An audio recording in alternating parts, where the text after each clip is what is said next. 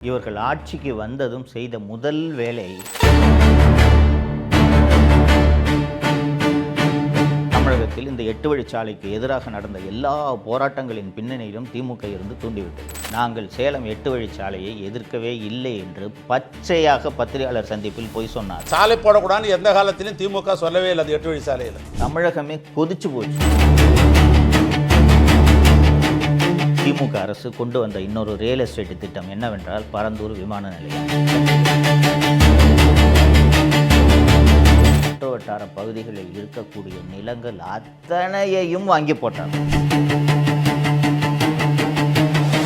மு.க. ஸ்டாலின் குடும்பம் எத்தகைய பேராசை பிடித்த குடும்பம் என்பதை நீங்கள் நினைவில் வைத்துக்கொண்டு 2026 தேர்தலில் நீங்கள் வாக்களிக்க வேண்டும். ஃபஸ்ட்டு இது கேட்பதற்கு அவமானமாக இல்லையா? கூச்சமே இல்லாமல் தோளில் பச்சை துண்டு போட்டுக்கிட்டு நானும் ஒரு டெல்டாக்காரன்னு எத்தனை முறை முதல்வர் பேசியிருக்கிறார், கவனித்திருக்கிறீர்களா? அதில் நானும் மகிழ்ச்சி அடைகிறேன்னா நானும் ஒரு டெல்டாக்காரன், அந்த அடிப்படையில் நானும் மகிழ்ச்சி அடைகிறேன். வணக்கம் தமிழ் பெருங்குடி மக்களே.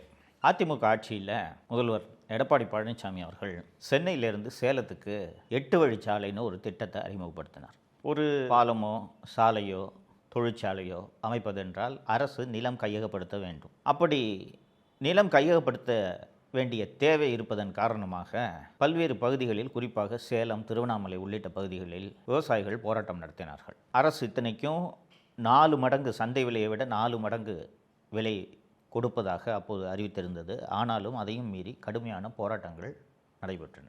அந்த போராட்டங்கள், பெரும்பாலான போராட்டங்களை பின்னால் இருந்து தூண்டிவிட்டது திராவிட முன்னேற்ற கழகம்.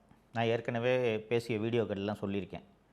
அதிமுக ஆட்சியில் எப்போ பார்த்தாலும் போராட்டம் நடக்கும். என்னென்னா, அதிமுக ஆட்சியில் குறைந்தபட்ச ஜனநாயகம் இருந்தது. போராட்டம் நடத்த அனுமதிச்சாங்க.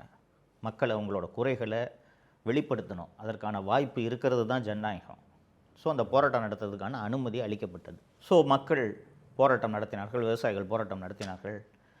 ஸ்டாலின் பச்சை துண்டு போட்டுக்கிட்டு இவரே போய் போராட்டத்தில் கலந்துக்கிறாரு. தமிழகத்தில் இந்த 8 வழிச்சாலைக்கு எதிராக நடந்த எல்லா போராட்டங்களின் பின்னணியிலும் திமுக இருந்து தூண்டிவிட்டது.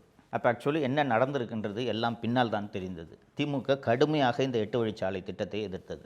ஆனால் திமுக எதிர்பார்க்காத ஒரு விஷயம் என்னென்னா, அதிமுக அரசு மக்கள் மற்றும் விவசாயிகளின் எதிர்ப்பை பார்த்துவிட்டு இந்த திட்டத்தை கைவிடும் என்பதை திமுகவினர் எதிர்பார்க்கவில்லை. திருவண்ணாமலை மாவட்டத்தைச் சேர்ந்த இன்று அமைச்சராக இருக்கக்கூடிய திரு ஏவ வேலு அவர்கள் என்ன செய்திருக்கிறார் என்றால், எப்படி இந்த திட்டம் செயல்படுத்தப்படும் சொல்லி திருவண்ணாமலை செய்யாருன்னு அந்த பக்கம் பூரா நிலத்தை வாங்கி போட்டுட்டாங்க.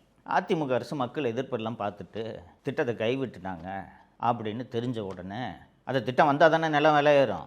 இந்த ஆட்சி வந்த பிறகு அமைச்சராக இருக்கக்கூடிய திரு ஏவ வேலு அவர்கள் நாங்கள் சேலம் 8 வழிச்சாலையை எதிர்க்கவே இல்லை என்று பச்சையாக பத்திரிகையாளர் சந்திப்பில் போய் சொன்னார். இது நீங்கள் ஊடகங்களில் பார்த்தீங்கன்னா தெரியும், கூகுள் பண்ணி பார்த்தீங்கன்னா தெரியும். நாங்கள் சாலை போடுவதற்கு எதிரிகள் அல்ல, திராவிட முன்னேற்றங்கள் சாலை போடுவதற்கு எதிரிகள் அல்ல.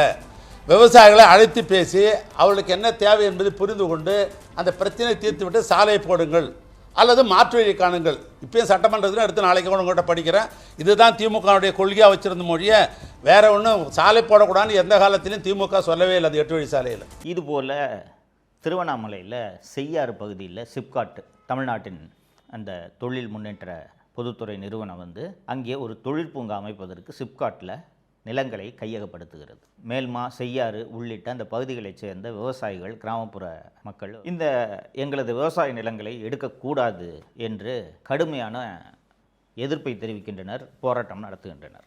எல்லா போராட்டங்களும் அமைதி வழி போராட்டம், அதை நீங்கள் மறந்துடக்கூடாது. ஒரு பந்தல் போட்டுக்குவாங்க, போய் உண்ணாவிரதம் இருப்பாங்க, தொடர் உண்ணாவிரதம் இருப்பாங்க, உள்ளிருப்பு போராட்டம் நடத்துவாங்க, கலெக்டர்கிட்ட போய் மனு கொடுக்குற போராட்டம் நடத்துவாங்க. இது போன்ற போராட்டங்கள் தான் அவர்கள் செய்து கொண்டிருந்தார்கள்.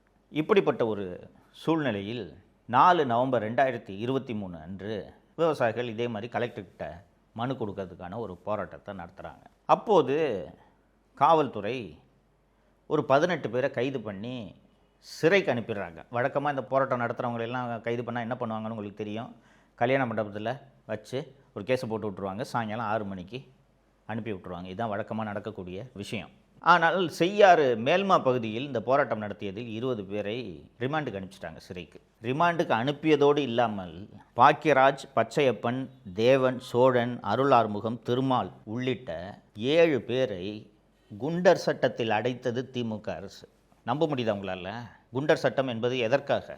ரவுடிகளை, கொலை செய்பவர்களை, நில அபகரிப்பில் ஈடுபடுபவர்களை, கள்ளச்சாராயம் காய்ச்சுபவர்களை, போதைப்பொருள் விற்பவர்களை தடுப்பதற்காக உருவாக்கப்பட்ட அந்த குண்டர் சட்டத்தில் விவசாயிகளை அடைத்தது இந்த திமுக அரசு. தமிழகமே கொதிச்சு போச்சு.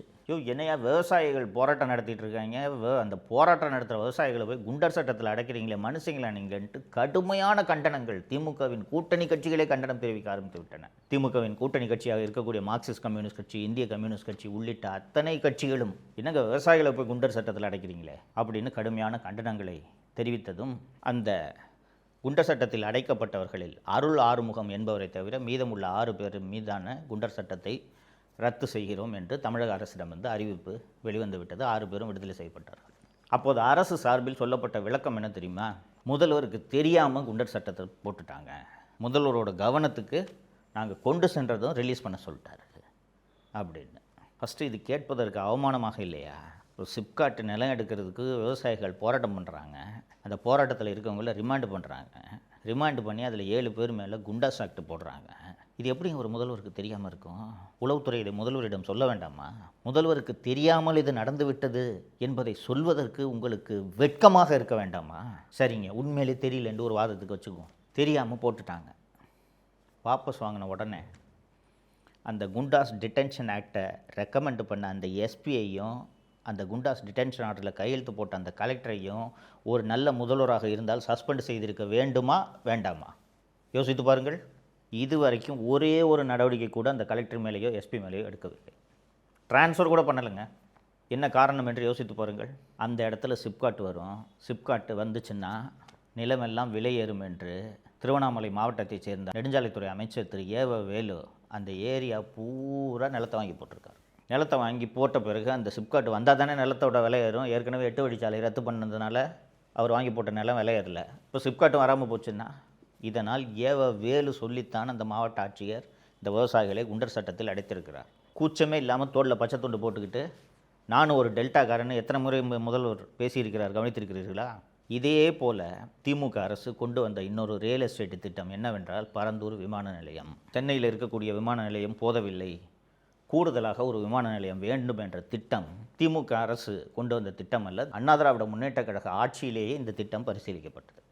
மொத்தம் 4 இடங்கள் பரிசீலிக்கப்படுகின்றன. படாலம், திருப்போரூர், பன்னூர் மற்றும் பரந்தூர் ஆகிய 4 இடங்களை புதிய விமான நிலையம் கட்டுவதற்கு அரசு பரிசீலிக்கிறது.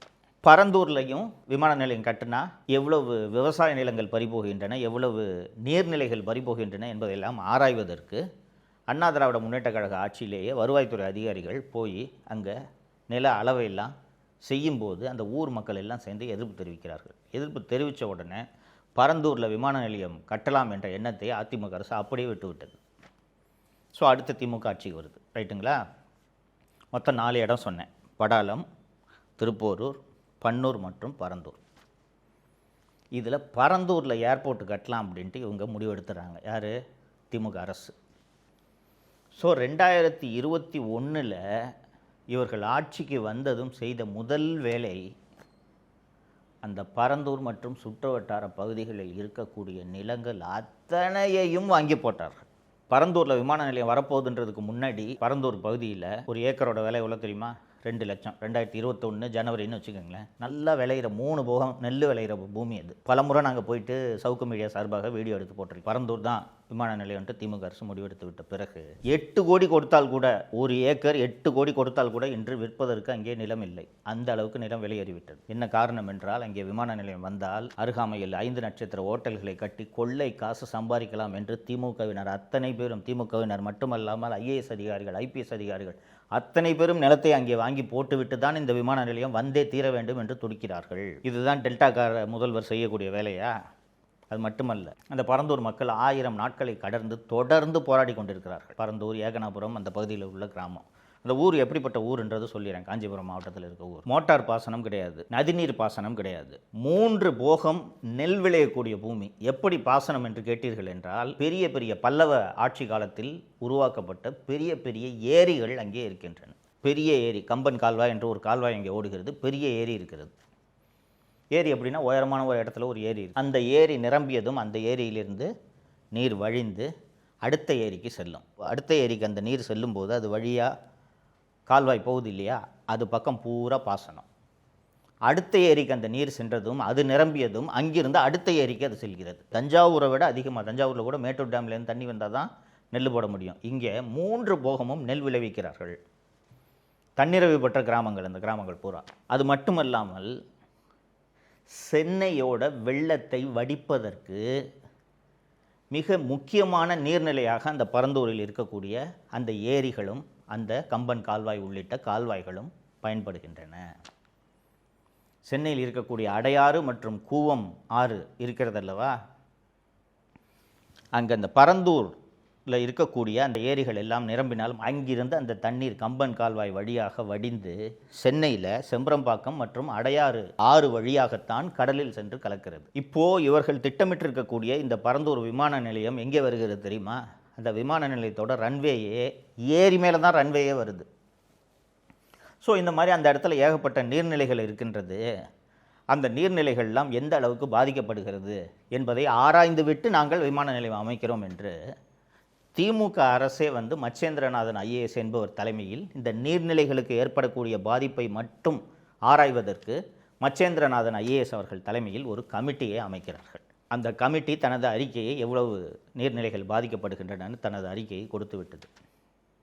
அந்த அறிக்கையை இன்று வரை திமுக அரசு வெளியிடவில்லை. 2023 ஒரு அவசர சட்டத்தை திமுக அரசு சட்டப்பேரவையில் விவாதமே இல்லாமல் நிறைவேற்றியது. என்ன அந்த சட்டம்? அவசர சட்டம் என்றால், அரசு திட்டத்துக்கு நீர்நிலைகள் இருந்தால் சுற்றுச்சூழல் ஆய்வு நடத்தாமல் நிலம் கையகப்படுத்தக்கூடாது என்பதுதான் இன்றைக்கி இருக்கக்கூடிய சட்டம். மிக மிக முக்கியமான திட்டங்களாக இருந்தால் எந்த விதமான விதிமுறைகளையும் பின்பற்றாமல் எல்லா நிலங்களையும் கையகப்படுத்தலாம்னு ஒரு சட்ட திருத்தத்தை கொண்டு வராங்க. இது 2023 இந்த சட்ட திருத்தத்தை கொண்டு வந்துட்டாங்க. சரியாக 2026 மார்ச் முதல் வாரத்தில் தமிழக அரசு ஒரு அரசாணையை வெளியிடுகிறது. என்ன அந்த அரசாணை என்றால், பரந்தூர் விமான நிலைய திட்டம் இந்த அவசர சட்டம் சொன்னேன்ல, இந்த சட்டத்தின் கீழ் கொண்டு வரப்பட்டு விட்டது.